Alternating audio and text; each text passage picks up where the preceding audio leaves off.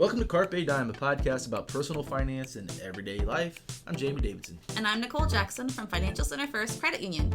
Thanks for spending your free time listening to us talk about how life and family affects us achieving our financial goals. Yeah, we've got a fun topic today. It's been in the news a lot lately, and I think you're going to keep hearing about it. And I think everybody hears about it, and they're sort of like, huh? Yeah, that's me. What? Today we're going to talk about inflation, and I love the idea of talking about this because my old econ teacher self comes out, and the thing about econ is they throw these terms out and people just eyes glaze over. Mm-hmm. But if you can put them in just normal vocabulary and dumb it down, I'm good at dumbing things down because I'm not the brightest. So we're going to talk about inflation because it's in the news. It's nothing new. It's been around before forever, and it's just about how high it is, what the rates are of inflation, and it's been in the news so much. We figured we'd talk about it and make it really simple. So really what inflation is this. You can buy less today for the same amount of money than you could maybe last week.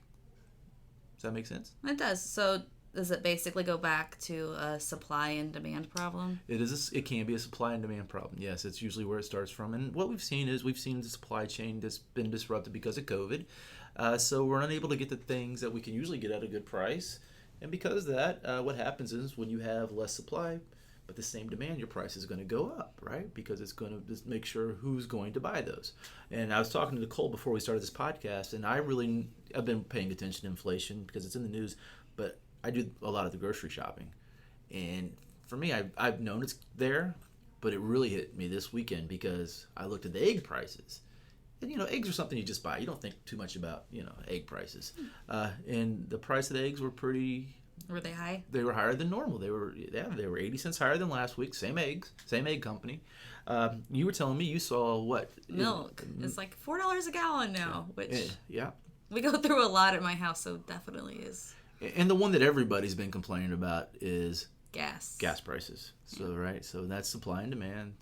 So inflation is here, and that's what we're going to talk about today. We're going to talk about not really the definition of that, but what are we going to do? What are we going to do to help fight inflation in our household, right, Nicole? Exactly. So I did come up with some facts. Fact queen, here she is. Well, as of March 2022, so just, not even a month ago, the inflation rate in the United States has risen to 8.5% over what it was a year ago. That is the biggest 12-month inflation surge in 40 years. So, that predates me. It's been a long time. Also, consumer prices rose 7.9% just from a year ago, which is the fastest it's been since January of 1982 for the Consumer Price Index. Yeah, that's good old CPI. Yeah. And then according to the State of Personal Finance's 2022 annual report, 71% of Americans say that inflation has impacted their lives, and 26% of that same group say that it has a significant impact. Because inflation is here, and it's not going anywhere anytime soon. Yeah, and you're going to see the federal government try to reel it in a little bit. You're going to see the Federal Reserve try to raise the overnight rates and try to get it to come back down slowly. We're going to see what happens, though, because we went through COVID. Things are different right now, and we're going to see how we can sort of get back to normal. But today, let's talk about ways that we can manage these soaring costs. And we came up with 6 ways, right, Nicole? Yes, 6. Okay, so the first one, and this is usually the same with almost anything when it comes to our finances, stay calm. Don't freak out. Don't freak out. Don't go jumping off the bridge. And we did really see this when gas prices went up. We saw a lot of people freaking out. It was all over the place. Everybody, that's all they want to talk about. Right. But here's the problem, though. You got to have gas for your car to get to work. So really, you got to sort of stay calm. Necessary evil. Yeah, necessary. So slow down, take that breath. Think about what you're going to do. And I'm going to use gas as an example. We're going to talk about some ways let's get back to gas as we go through this and talk about some ways to sort of mitigate that irrational fear, that panic, right? Mm-hmm. Related to winter weather and wiping out bread and milk, don't get swept up, right? Right. Snow's coming in. Let's all go stand in line and get some bread and milk because we're all going to make French toast, right? Oh, yeah. Isn't that what everybody else makes? And then, you create even more of that supply-demand problem. So, Yep. So what's number 2? Reassess your budget. Are there things that you can do without? that so that you can afford your bread and milk and eggs as they continue to climb, and your groceries, transportation, housing, utilities. Are there things you can give up so that those things aren't going to strap you so much financially? And at the same time, you want to consider: do you really need that gym membership? Like, right. Can you put pause? You want to start looking at some things that may not be necessities, right? Right. You can say, where can we cut a little bit here and a little bit there, which is really always part of the budget process. But now that with inflation, you're going, okay, I'm paying more for gas, I'm paying more for food, I'm paying more here and there. What are some of those things I can get rid of? Like you said, the subscription services. If you got 10 subscription services, maybe it's time to cut half of those out of there. So always look for a way. The other thing is, maybe you start looking at generic items that you usually wouldn't buy generic. Right. Instead of the brand name, you can save a little bit of money that way too. We like crackers, store brand crackers. They are just as good as that saltine brand. They're as good as the saltines and the Ritz. They are. You're probably right about that. So number 3, let's take a look at your debt. Are there ways to lower your bills? Okay. Yes. Yeah. And this is where you really need to sit down and go and say, where can I save? Is it time to move that variable rate to a fixed loan rate with a more predictable payment, possibly? Maybe. Right? Is it time to maybe take some of that debt and open up a new credit card with a 0% rate? Possibly. Be careful about taking on new debt as well. So this is not the time to go out and buy the new car. No. If the old car's still running, we all like the smell of the new car, but this may not be the time to do that, right? Buy an air freshener. Buy an air freshener. It's a bit cheaper. There you go. Any other ideas you have on that about when it comes to your debt? I mean, just take it carefully. I don't know what it is, right? Yeah. You sit down and actually know what your debt is and what you're paying on it. I think with this, any place where we can find a way to cut $1 here or $1 there, it's going to add up and help us get through this. Right. The next one that I have is postpone your big ticket purchases. So don't buy that car, like you already like kind of mentioned. mentioned. Said, right? Yeah. Not everything will always have this high dollar value that it has right now. We will see it start to come down later. Are you thinking about remodeling your home anytime soon, Jamie? We've thought about it and talked about it, but now I'm going, let's pump the brakes and see what, go out and get quotes, but yeah, if those quotes don't line up, it's okay. We can do that 6 months from now or a year from now. Yeah, because the supply chain shortages will slow down and make it easier to buy that lumber and steel. And the great thing about economies are there's always somebody that's going to try to come in with the same product at a cheaper price, but sometimes it takes a little bit longer for them to get in, and they've got to wait till the price hits the right amount for them to get into the market. And once that happens, you're going to see supplies start to increase, which is going to bring prices back down, right? So yeah, you're right. What we'll do is if we're going to remodel something this summer, we're going to get a quote, and if the quote's ridiculous, we're going to say no, and we're going to put it on the back burner. Right. As long as everything's working, that's good. The refrigerator's working, we don't need a new one. The shower's working, there's no leaks, we don't need a brand new one right now. Yeah, I wanted to get a deck, but I'm thinking with the price of lumber, apparently that has shot up 130% since April of 2 years ago. So I kind of missed the boat on getting my deck for a couple years, I think. But. Right. Or maybe the answer is you find a different type of product to use for a deck. Right. Maybe you do a composite deck. And I love that, I brought it up before about the car, and, you talked, as you mentioned, this may not be the time to buy a used car or a new car because the prices are extremely high due to the lack of supply. You're right. The average list price of those used cars are at an all-time high of $29,000. Yeah. That's the first time that it's ever been over 29. Yeah. Well, we're seeing that with automobiles. We're seeing that with houses. Yes. So we're starting to see a little bit of a perfect storm here. Hopefully it sort of dissipates and we don't see it become a little bit deeper. Some economists are talking about the R word and the recession word, so we'll see what happens there. All right. Number 5, become a sales shopper. I was already a sales shopper, so for me this is like a no-brainer. We expect nothing less. Yeah, but it's really that time to pay attention to sales and allow them to help guide where and when you shop. Make sure, hey, if you're going to buy something that you decide you need, you got to comparison shop. You got to look at the sales. Just don't just buy it because, I want this. You got it. It's time to take that time, right? Right, which according to a Ramsey State of Personal Finance report, 38% of folks have looked for coupons for sales to save. 32% bought less than they normally would, and 29% have put off purchasing an item. So people are waiting, while 25% have switched to that store brand, like the crackers. Yep. And you know what? Another thing is, it's time to learn to haggle. Have that discussion, In all honesty, and a lot of people don't know this, but I try to tell them. Example would be, if I do need a new refrigerator, because mine, I can't be fixed, right? I go into the store and look for the scratch and dents. Yeah. And then once I get a scratch and dent, I actually ask for more of a discount. So it's time to haggle. Do stores actually want to give you more off than their scratch and dent price? All you gotta do is ask. I mean, I've gotten it before. They'll say, "Well, let me check with the manager." I usually get an extra 15% off. You gotta ask, right? Huh, yeah. So take advantage of price matching policies as well. You've got that phone in your hand, and you're at one store shopping, and I want this. Well, check everywhere else. See if it's cheaper on Amazon, and if they'll match it. You'll a lot of times you'll see that, and try to negotiate lower prices. If it's time to buy a new cell phone, don't plan to stay with the same carrier you have. Maybe it's time to look at the other carriers and negotiate and find out which the best price for you. So on anything you're buying right now, make sure you're doing that comparison shopping. There's a lot of apps out there, and I know I've said it before, but I love Flip. Flip gives me all the advertisements on my phone.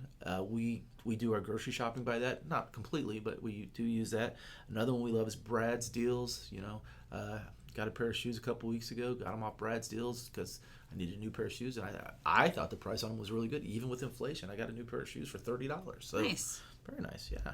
Well, we also have the insurance that we offer at the credit union. We've got that special app where we can go through and we can compare, I think it's like 40 different insurance companies that we can look at. Well, think about that too. We're talking about comparison shopping. Maybe now's the time to compare insurance, because you might be paying more on insurance than you should be because you've been with that company for many years and the price tends to go up. We talk about this a lot in different classes. So yeah, go to your bank, go to your credit union, get online. We at our credit union at Financial Center, we use a product called Insuritas, and they can quote you, I think, up to at least 10, if not more. You said 40, possibly 40. I'm not schooled on it, but now's the time to look at those things. Right. The next one we have, number 6, is maximize loyalty and rewards programs. So check out your loyalty program, Meijer. Meijer gets all my money, but they do give me back $5 every time I spend $250. So well, hey Meijer, you guys gonna have to send us something because I use Meijer the pharmacy because every 5 prescriptions we get $5 off. Right. Which you guys, it used to be 10. I'm sort of upset about that. but find something like that. In a lot of you go to different grocery stores, they ask for you to sign up for a loyalty program, and it saves you some money. Obviously that's a personal choice, but we do use it with fuel prices. I know some of the grocery stores, if you have a rewards program, it'll take price off of your gas. Right. So you go grocery shopping, and that equals saving some money on your gas. So it's what really do you think about the cards that allow you to link it up to your debit account? I know some of the gas stations, they allowed you to prepay with their rewards card, but then you link your checking account. I'm okay with that. I guess the question would be, can you link it to a credit card? Because a credit card's they're both secure, but the credit card I prefer when it comes to secureness, going with a credit card, because I don't like to put my debit card out there on different accounts, which unfortunately we probably do. I'm sure we have subscription services that come right off the bank account. But yeah, that's another way to save money, right? Yep. In all honesty, I'm the guy that drives to Costco to get my gas because it's cheaper. How far do you drive to get to Costco to get the gas? Because it's cheaper. No, my grandfather was like this. This guy would drive 30 miles to save 3 cents, okay? Yeah. No, for me, Costco is about 10 minutes away, so probably about 8 miles away. So you're not passing 10 gas stations to get to one. And for me, it's from what I would pay for my gas down the street, I usually save about 25 cents a gallon. Okay, yeah, that's quite a bit. And I usually fill it up, so you're saving, at least $4 or $5. But also, I wait to go when I need to get something from Costco as well. Mm-hmm. So we go into Costco and save your money on the things you need to get from Costco. So it's a dual trip. So the idea of driving 60 miles to save $3, and that's not the best. Let's not idea. do that. Yeah. You also want to check your credit card points and make sure that you're not missing out on some potential cash back options too. Right. There are a lot of people out there that are starting to do this and that have done it a lot. Where you're paying with your credit card, and then you just pay that credit card off simultaneously, and you reap the benefits of those awards. So I know our credit card at the credit union at Financial Center offers points and cash back. So see what your credit card does, and maybe that's a way you want to go too. Maybe you're using an airline card or a hotel card because you like to go on vacations. So yeah, look at that. It's another way to actually get some perks, save some money. And you might have points sitting there now that could equal a little bit more cushion in your account. Yeah. So it's here. You read the numbers here earlier. 8.5% over previous 12 months. It's here. It's hitting our pocketbook, and it's really easy. We can sit around and whine about it, or we can come up with some ways to sort of hopefully not let it impact our lives as much as it is. So let's recap. So what is inflation? It's when you, the consumer, can buy less with the same amount of money. That's really the basis of it, right? Pretty simple. And we came up with 6 ways to help combat the impact of inflation on you and your family. And number 1, like most things, is stay calm. Don't freak out, right? Yep. And then you want to assess your budget, find out what you're really dealing with. Yeah. Look at your number 3. Review your debt. See if there's ways to save money on your debt by lowering your interest rate. And then wait for those big ticket purchases and or remodels until it becomes a little bit more economically possible. Right. Number 5, become a sales shopper. Now, what that means is you're looking for the good prices. You're just I've got a few family members that every time there's a sale, let's go shopping. That's not what we're talking about here. So that is a problem that I have because, like, I'm in a couple, Facebook groups where they're like, "Hey, this is on sale for $5." I'm like, I didn't know that I needed that, but now I do because it's on sale. So don't do that. Don't be me. I'm bad.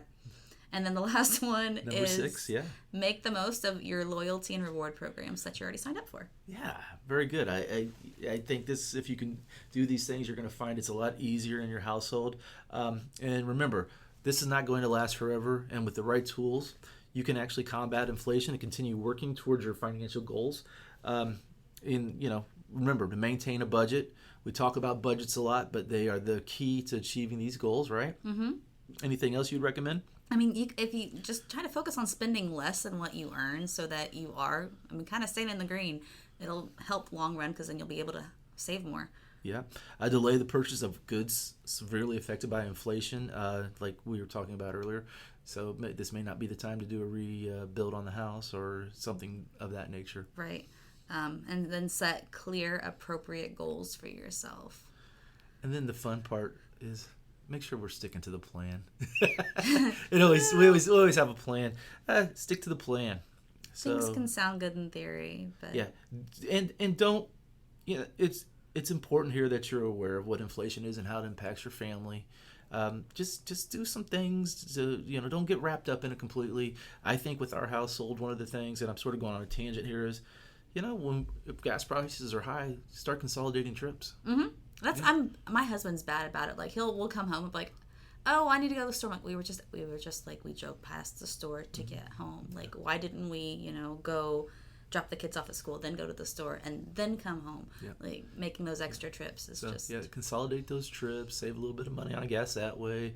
Make that list when you go to the grocery store, stick to the list, all those things, and, stick to it. So, thanks for listening today, everyone. Carpe Dime is presented by Financial Center First Credit Union. It's produced by me, Jamie Davidson. And me, Nicole Jackson. Financial Center is a 7-time national award winner in the category of adult financial literacy, and our goal, as always, is to help improve your financial life.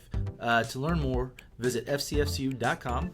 Like what you hear? Subscribe to us on Google, iTunes, SoundCloud, the All Indiana Podcast Network, and Spotify. Thank you, everyone, for listening today. Don't let inflation get you down. Have a great day.